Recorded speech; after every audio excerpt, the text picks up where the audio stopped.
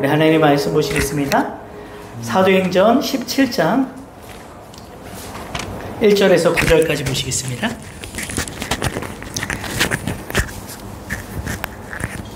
사도행전 17장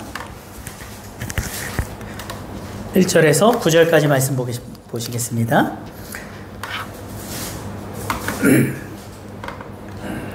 저는 한 절씩 교독하겠습니다. 그들이 암비볼리와 아볼로니아로 다녀가 데살로니가에 이르니 거기 유대인의 회당이 있는지라.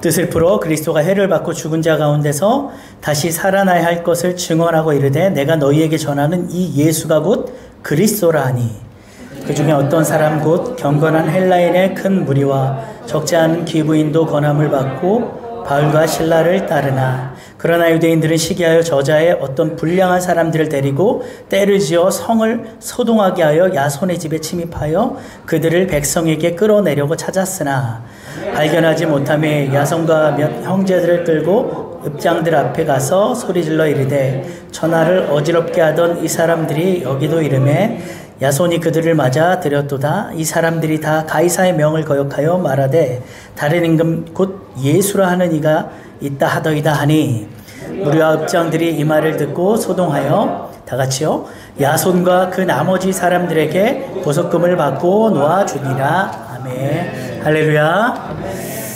자, 사도 바울과 실라가 빌립보에서 루디아와 또 그 가족들에게 또 감옥에서 또 간수와 또 그 가족들에게 복음을 전해서 빌립보 교회가 세워지고 빌립보 모든 사역을 마치고 이제 데살로니가로 이동을 했습니다.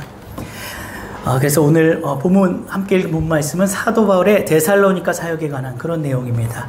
또 우리가 한 절 한 절을 또 묵상하며 함께 상고하며 은혜의 시간 되길 축복합니다. 자, 1절을 보면요. 바울과 실라가 빌립보를 떠나서 암비볼리아 아볼로니아를 거쳐 데살로니가에 이릅니다. 우리 1절 한번 더 읽어보겠습니다. 시작. 그들이 암비볼리와 아볼로니아로 다녀가 데살로니가에 이르니 거기 유다인의 화당이. 아멘. 자, 빌립보에서 암비볼리와 아볼로니아를 지나서 데살로니가에 이르기까지는요. 바울 일행이 한 160km 정도를 이동을 했습니다. 사실 바울과 실라가 빌립보에서 매를 맞고 감옥에 갇혀 있다가 또 추록한 지 얼마 되지 않은 시점이고요. 또 몸이 성치도 않았을 텐데 이렇게 장거리 여행을 거침없이 또 진행할 수 있었던 것은 성령의 인도하심이 있었고 성령이 또 함께 하셨기 때문에 가능한 일이었습니다. 그리고 성령이 데살로니가로 인도하신 데에는 복음을 전하기 위해 데살로니가가 전략적으로 매우 중요한 곳이기 때문이었어요. 당시 데살로니가에는 인구가 한 20만 명 정도 되었고요. 정치적으로 지리적으로 아주 매우 중요한 그런 도시였어요. 그래서 심지어 로마의 심장부와 같은 곳이다 이렇게 말할 정도였습니다. 그래서 바울과 실라도요. 이 복음 전도에 큰 효과를 기대할 수 있는 곳이라 여겨서요. 그 먼 거리를 그 몸도 성취하는 몸으로 그렇게 또 곧장 이렇게 달려온 것을 볼 수가 있습니다. 여러분 전도에는 전략이 필요합니다. 전도의 성패가 전도 전략에 의해서 결정된다고 해도 과언이 아닐 정도예요. 전도는 사단의 세력을 파쇄하고 하나님의 나라를 확장해가는 영적 전쟁이기 때문인데요. 그래서 전략이 반드시 필요합니다. 무턱대고 전도하면 아무래도 실패할 확률이 높겠죠. 복음을 전하기 좋은 그 위치를 찾아야 되고요. 또 복음을 쉽게 받아들이도록 좋은 방법을 찾아서 또 우리가 함께 또 기도해야 될 필요가 있겠죠. 자, 좋은 곳을 찾았으면 어떻게 해야 됩니까? 그때부터는요, 반복적으로 계속 꾸준히 나가서 전도하고 또 어떠한 연결고리, 접촉점을 찾는 것이 또 상당히 중요합니다. 바울은 주로 어디에 많이 갔냐면 유대인의 회당이 바울에게 있어서 연결고리 역할을 했죠. 그래서 항상 유대인의 회당에 먼저 찾아가서 이렇게 복음 전도를 하는 것을 볼 수가 있습니다. 자, 물론 바울이 동족을 사랑하는 마음 때문에 유대인의 회당을 찾아 전도한 것이지만요. 또한 회당이 연결고리가 되기 때문이고 그만큼 익숙한 곳이기 때문이었어요. 그래서 전도의 결실은 아무래도 관계 전도가 확률적으로 높을 수밖에 없습니다. 자, 그러나 노방 전도도 또 무시할 수 없는 것은 우리가 전하는 이 전도지를 받는 사람 중에도 하나님이 택한 자들, 또 하나님이 보내실 자들이 또 있다는 거예요. 우리 목사님 부부 같은 경우도 이렇게 또 다른 목사님 통해서 우리 교회를 소개받기도 하셨지만, 또 지나가시다가 우리 또 전도지를 또 받으신, 이런 모든 복합적으로 접목이 돼서 이렇게 또 귀한 발걸음이 또 이곳에 와 계시지 않습니까? 그래서 관계전도도 노방전도도 우리가 꾸준히 하는 것이 참 좋은 것 같아요. 아무튼 우리 주님의 교회는요, 이 전도하기 어려운 시기에 참 계속해서 이렇게 새로운 분들을 이렇게 보내주시는 거 보면 참 너무나도 감사하지 않을 수가 없습니다. 우리가 앞으로도 전도 전략을 좀 잘 세워서 이제 여기 이제 수원 프로지오도 그렇고, 여기 이제 또 말 되면, 가을 되면은 화사역 프루지오도 또 이렇게 입주를 하기 때문에 우리가 전략을 좀 잘 세워서 효율적으로 이렇게 복음을 전하면 많은 결실을 맺게 될 줄 믿습니다. 자, 좀 전에도 말씀드렸듯이 전도 전략을 잘 세우는 것도 중요하지만 또한 꾸준함이 중요합니다. 자, 이것은 뭘 말하냐면 전도는 습관이 되어야 한다는 거예요. 자, 2절 한번 읽어볼게요. 2절. 자, 시작. 바울이 자기의 관례대로 그들에게로 들어가서 새 안식일에 성경을 가지고 강론하며. 자, 여기 보면 바울이 자기의 관례대로 그들에게 들어갔다 말하죠. 여기서 관례로 번역된 헬라어 에이오도스는요, 습관, 익숙한 일이라는 뜻이에요. 말하자면 유대인의 이 회당에서부터 복음을 전하는 것이 바울의 전도 습관이었다는 거예요. 자, 그러나 이 말에는 또한 전도가 바울의 삶의 습관이기도 했다는 거죠. 그래서 바울에게 있어서 전도는 생활 그 자체였습니다. 신앙생활의 중심 어떤 규례였고요. 습관이었던 것을 볼 수가 있습니다. 기도처를 찾다가 루디아를 전도하고, 또 감옥에 가서도 간수를 전도하고요. 나중에 보면은 헤롯 아그리빠에게도 가서 이렇게 복음을 전한 것을 볼 수가 있습니다. 이처럼 전도는요, 누가 시켜서 하는 일이 아니고요.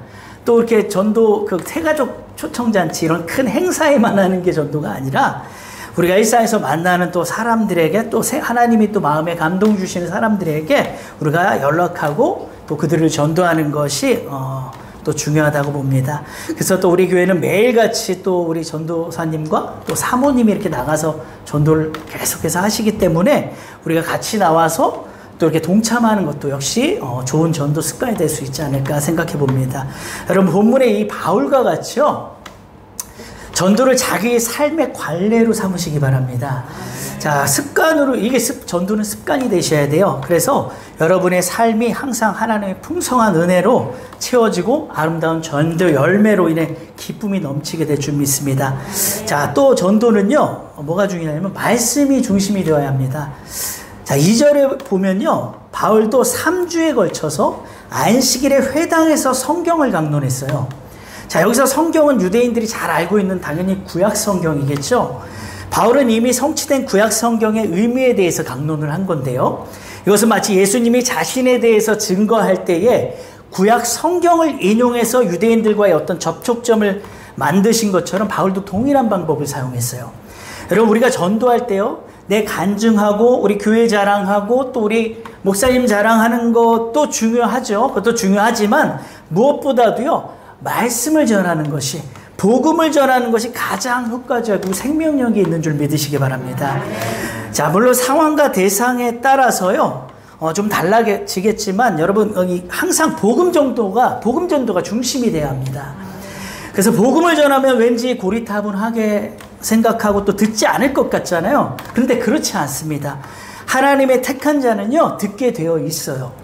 그래서 영과 영이 통하듯이 하나님의 말씀과 그 속에 영이 통하게 되어 있는 것입니다.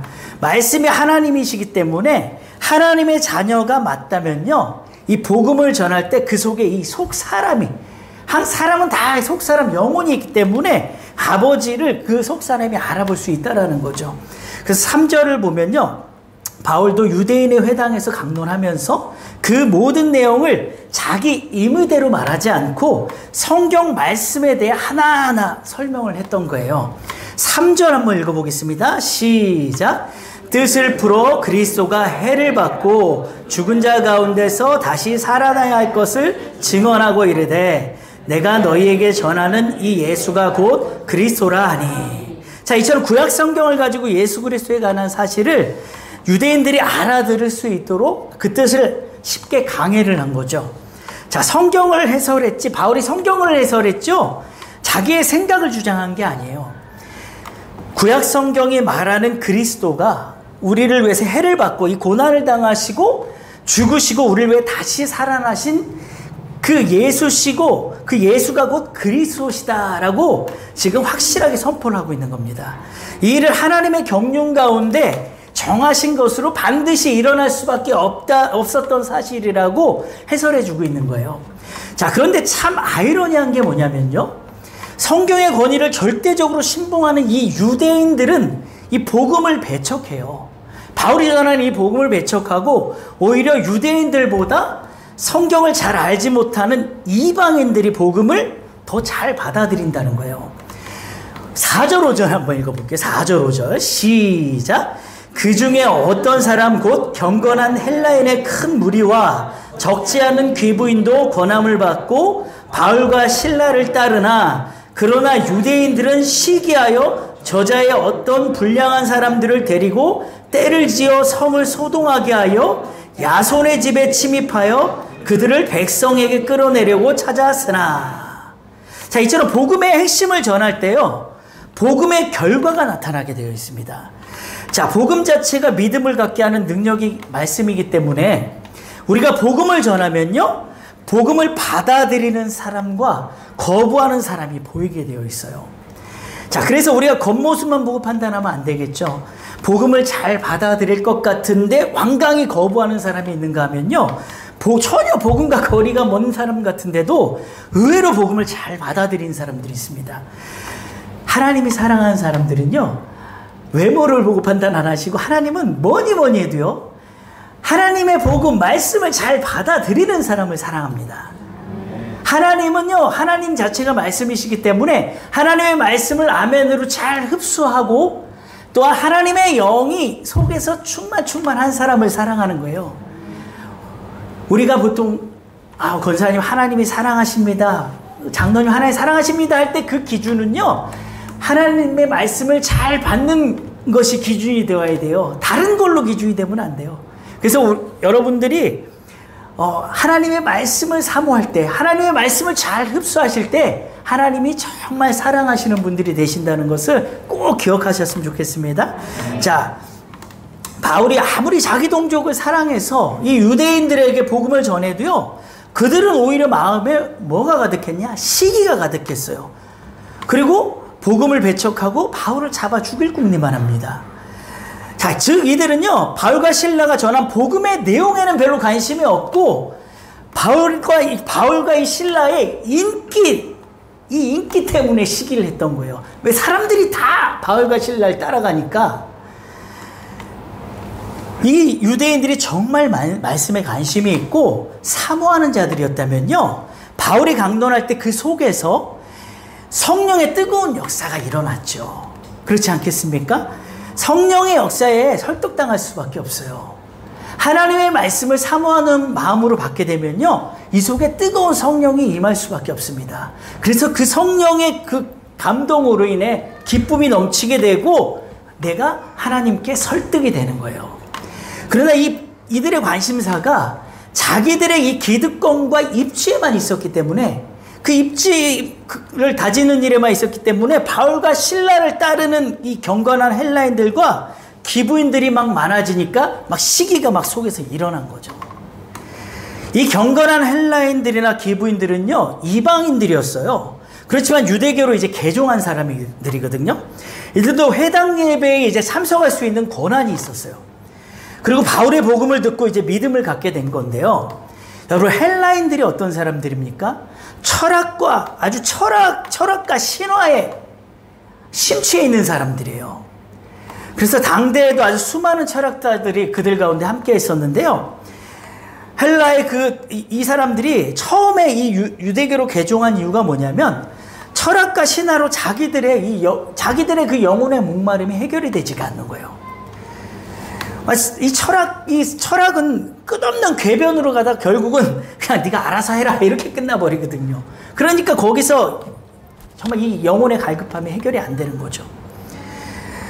자, 그런데 그때에 이 유대교가 그들에게 큰 위로가 되었던 거죠. 율법을 토대로 한 이 가르침이 그들의 영혼에 아주 신선한 바람을 불어넣어 준 거예요. 그러나 유대교 역시 또 한계가 있어요. 이 영혼의 근본적인 영혼의 문제를 아주 근본적으로 해결해 주지 못한 거죠. 그러던 중에 회당에서 바울의 이 복음 전도를 듣고 복음을 듣고 지금 이들이 완전히 이들의 영혼이 깨져버린 거예요. 그래서 유대교에서 막 기독교를 지금 다 개종하고 있는 그런 상황입니다, 지금. 그런데 이 유대인들이요, 근데 유대인들 다시 한번 말씀드려보면, 하나님의 말씀에 관심이 없고, 사람들과의 관계에만 집중하고 있었기 때문에, 사람들에게 자기들이 잘 보이고자 하는, 사람들을 내 사람으로 만들려고 하는 이런 마음들만 많았기 때문에, 전혀 복음의 감동을 받지 못한 거예요. 철저히 인본주의적이었고요, 아직 자신의 이 존재와 처지를 모르는 아주 교만한 사람들이었어요.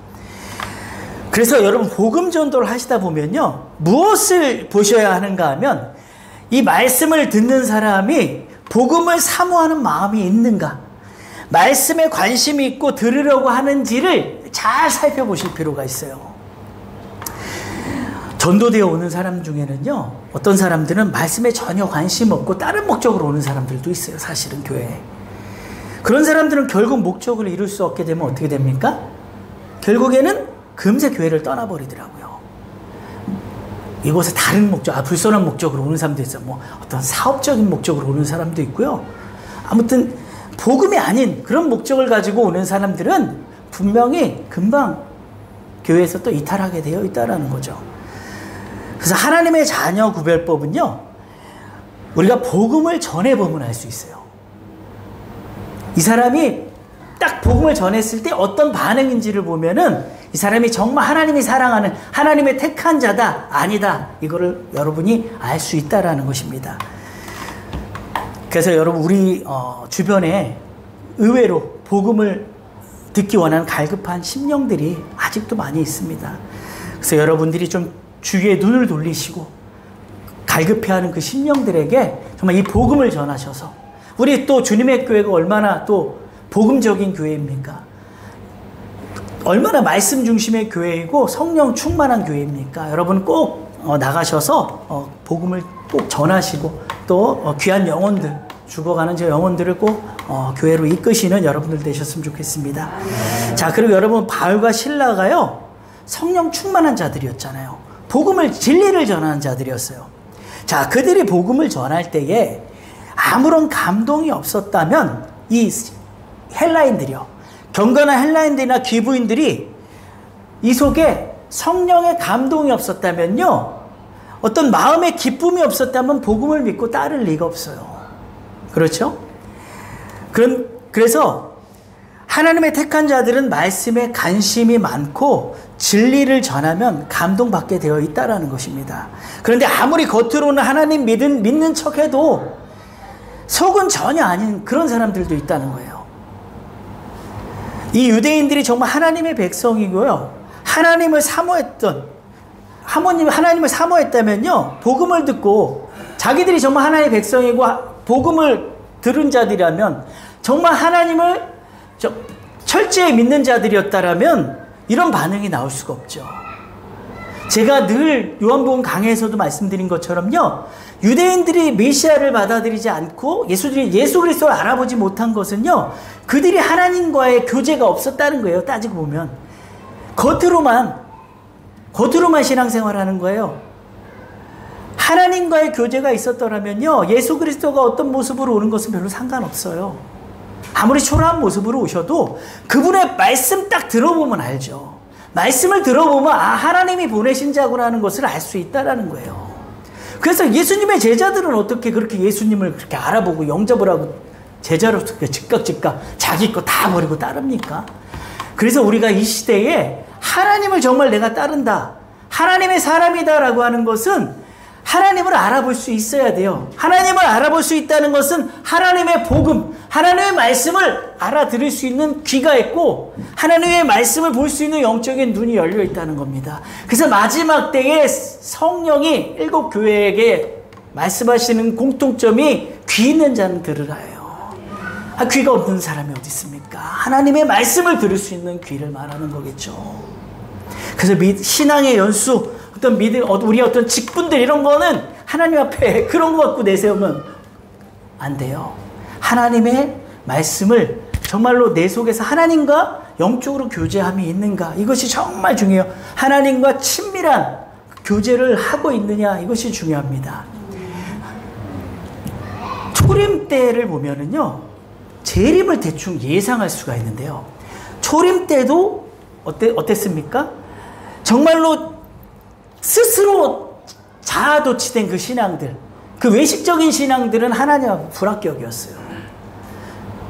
오히려 정말로 사람들 보기에는 비천하고 정말 볼품없었던 그런 사람들이 하나님의 택한 자들이었고, 그런 사람들을 통해 하나님의 역사를 이루어 가셨는데, 하나님의 구속사를 써 나가셨는데, 앞으로 정말로 주님이 다시 오실 때에 과연 어떤 사람들을 하나님이 또 한번 택하시고 또 이 주님의 재림을 증거하게 하시겠느냐는 거예요. 진짜로 하나님의 사람들이에요. 그래서 정말로 제가 설교 때마다 가장 많이 강조하는 게, 진짜 이 마지막 때는 그동안 우리가 신앙생활 했던 것, 그거 다 이제 내려놓고 지금부터가 어쩌면 진짜 중요합니다. 정말로 하나님 앞에 내가 1대1로 섰을 때 부족함이 없는, 부끄러움이 없는 이러한 신앙이 되어야 된다는 거예요. 어느 누구를 막론하고요.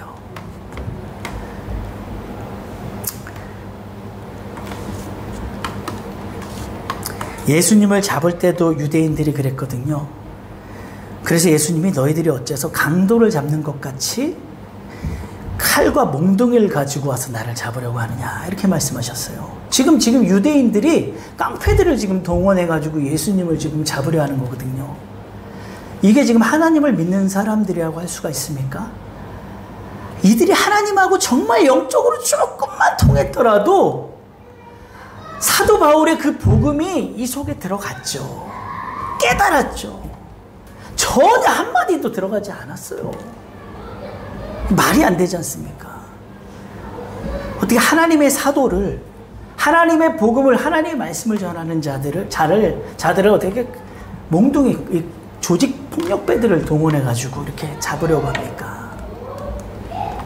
영적으로는 완전 닫혀있는 사람들이에요. 자, 그런데 안타까운 게 뭐냐면요, 이 사람들이 제가 볼 때 처음부터 맺혀가지는 않은 것 같아요. 왜냐하면 바울이 지금 3주간에 걸쳐서 지금 안식일에 성경을 강론했단 말이에요. 그러면 처음부터 그랬으면 1주차에 그냥 끌어내버렸어야 되거든요. 그때 잡았어야죠.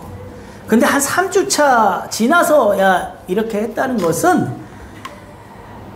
뭐 그냥 거기에는 별로 복음에는 별로 관심이 없고, 사람들이 막 다 우하고 지금 바울과 실라를 따라가니까 이제 그때부터 위기감을 느낀 거죠. 그래서 막 시기가 나니까 지금 바울과 실라를 이렇게 잡아 죽이려고 하는 거예요. 다시 말씀드리지만요, 교회는 오직 하나님의 말씀을 중심으로 주님을 따르는 곳입니다. 내가 교회에서 입지를 다지고 사람들의 관심을 받는 곳이 교회가 아니에요. 어느 누구를 막론하고요, 진리의 말씀만을 따라야 교회는 문제가 생기지 않아요. 자꾸 사람이 보이면요, 시기하는 마음이 생기고 마귀가 장난을 치기가 딱 좋습니다. 그래서 우리가 교회에 딱 들어오면요, 성도들을 바라볼 필요가 없어요. 우리가 바라볼 분은 오직 주님이에요. 주님. 오늘도 하나님이 나에게 어떤 말씀을 하실까, 여기에 관심을 기울여야 된다는 거야. 여기에 초점을 다 맞추셔야 돼요. 성도들 지금 바라보고 있을 때가 아니에요. 아우, 저 성도, 저 권사, 저 장로 이렇게 지금 뭐 바라보고 판단하고 있을 때가 아니라는 거예요. 오직 하나님께 나의 모든 이 포커스를 다 맞춰야 된다는 거죠. 그래서요, 교회는요, 어느 목사를 따르는 것도 절대 아니고, 우리 교회는 특히 목사가 여러 명이잖아요. 목사가 여러 명이어도요, 여러분은 목사들 입에서 나오는 진리를 따르시는 거예요. 그래서 우리 교회는 절대로 편이 갈라질 수도 없는 거예요. 여기 서 있는 사람들, 이 목사들은요, 그냥 주님의 도구로만 생각을 해주시면 되는 거예요. 아, 이 사람들은 그냥 말씀을 전하는 사람들이구나, 도구들이구나. 그래서 정말 고린도 교회처럼 뭐 아볼로파네, 뭐 바울파네, 그리스도파네 이렇게 파가 나뉠 수 없다는 거죠. 그래서 우리 주님의 교회가 정말로 부흥하고 성장하려면요, 하나님의 말씀이 중심이 되어야 되고 모든 성도의 포커스가 하나님께 맞춰져야 돼요. 여기 서 있는 사람들은 그냥 아무것도 아니에요. 그냥 복음을 전하는 도구라고 이렇게만 생각하시면 되는 겁니다. 그래서 목사님하고 저하고 또 우리 하목사님하고 이렇게 공동 목회하는 경우가 흔치 않은 일이잖아요. 이렇게 같이 할 수 있는 것은 물론 뭐 담임 목사님이 있고 부목사님이 있고 뭐 전도사님이 이런 체제라면 몰라도 우리는 지금 목사님하고 공동 목회를 하는 이유가 오직 이 말씀 때문이에요. 서로 말씀의 어떤 뭐 선의의 경쟁이라고 할까요? 서로 더 열심히 말씀을 준비해서 전하고자 하는 그런 영적인 욕심 때문에 하는 거예요. 근데 우리가 만약에 육적인 욕심이 들어와 버리면 이 목회 못하겠죠. 그런데 참 전 너무 감사한 건 우리 정 목사님이 그런 욕심이 없어요. 교회 막 부흥시키고 싶고 막 내 목회를 하고자 하는 이런 욕심이 없어서 우리가 지금 이 목회가 가능하다는 거죠. 그래서 우리 주님의 교회는 오직 하나님의 말씀만이 절대적 기준이 되고 그 말씀을 따라가는 교회가 되기를 축복합니다. 자, 이렇게 유대인들의 핍박이 거센 가운데요, 주목할 만한 인물이 한 명 등장을 해요. 바로 야손이라는 사람인데요, 아마도 바울이 3주 동안 전한 복음을 듣고 회심한 사람이 분명해요.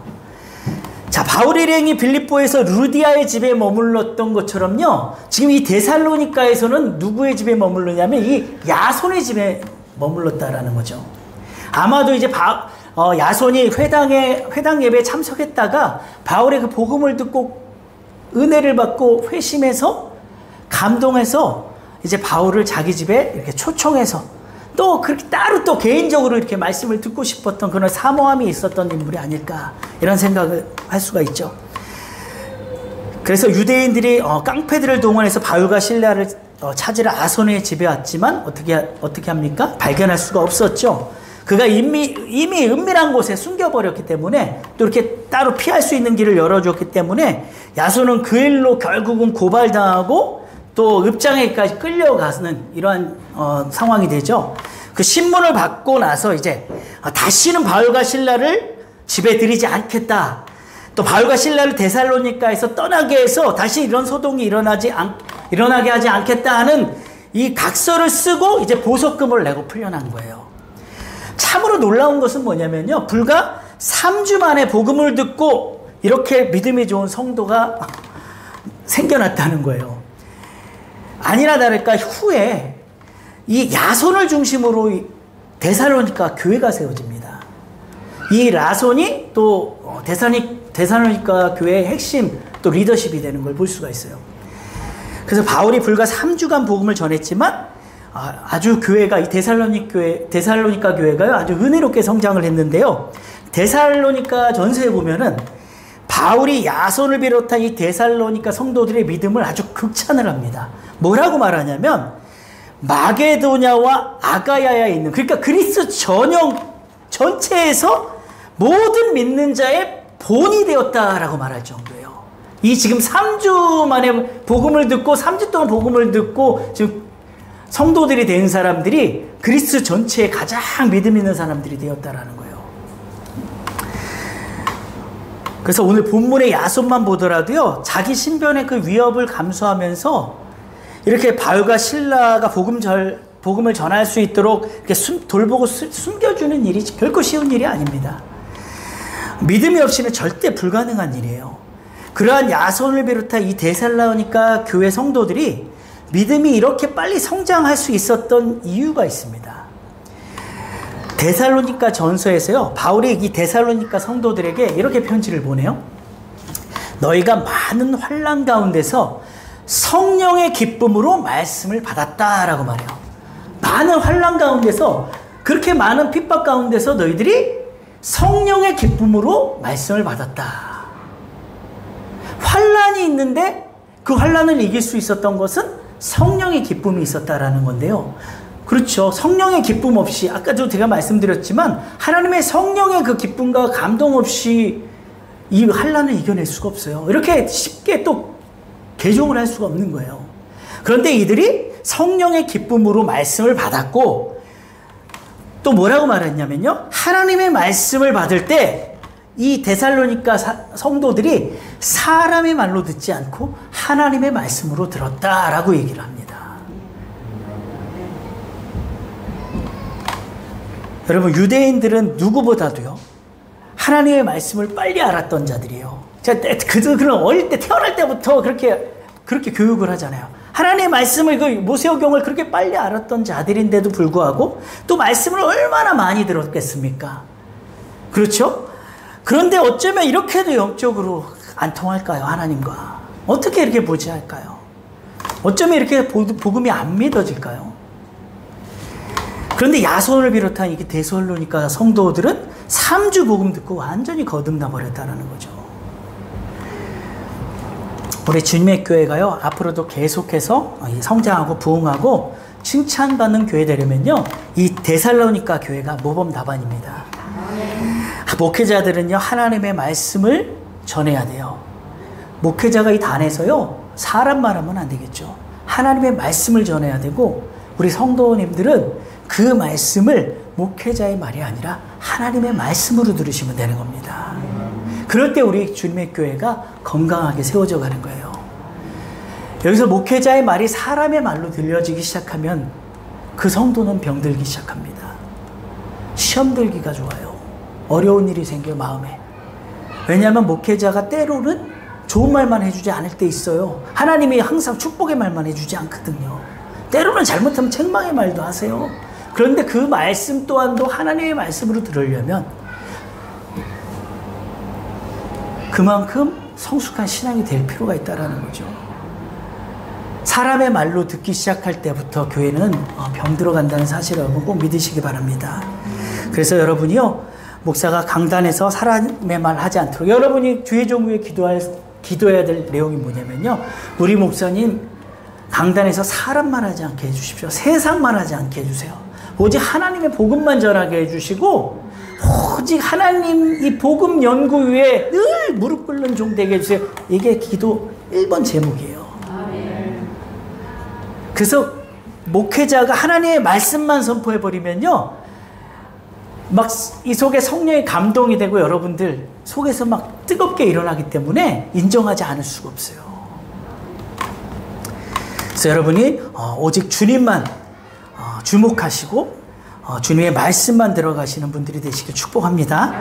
자, 여러분이 교회 문을 열고 들어와 착석하는 순간부터 다시 한번 말씀드리지만 오직 하나님께만 집중하시기 바랍니다. 오늘은 하나님이 어떤 말씀 주실까 기대하시면서, 오늘은 이 목사가 무슨 말 할래나 이렇게 오시면 절대 안 되세요. 정 목사가 무슨 말 하려나 이렇게 오시면 절대 안 되세요. 오직 하나님이 무슨 말 하실까, 오늘은 저 종들을 통해서 무슨 말 하실까, 이렇게 생각하시고 그 말씀 내 말씀으로 딱 들어버리셔야 정말 이 속에 충만한 기쁨이 임하는 것입니다. 여러분 이거 꼭 명심하시고요. 하나님의 영광만 드러나는, 그래서 보통 주의 종들이 말씀 전하기 전에 이렇게 기도해요. 하나님, 이 종의 모습은 십자가 뒤로 묻어주시고 가려주시고 이제 하나님만 드러나게 하여 주시옵소서. 하나님 영광만 드러나게 하여 주시옵소서. 이게 진짜로 그렇게 돼야 돼요. 하나님의 진짜 영광만 드러나야 된다는 것입니다. 그래서 우리 주님의 교회가 복음 전하는 교회가 되고, 어떠한 환난 가운데서도 이 교회 성장의 이 밑거름이 되는 이 야손과 같은 그런 성도들이 넘치는 교회 되기를 예수님의 이름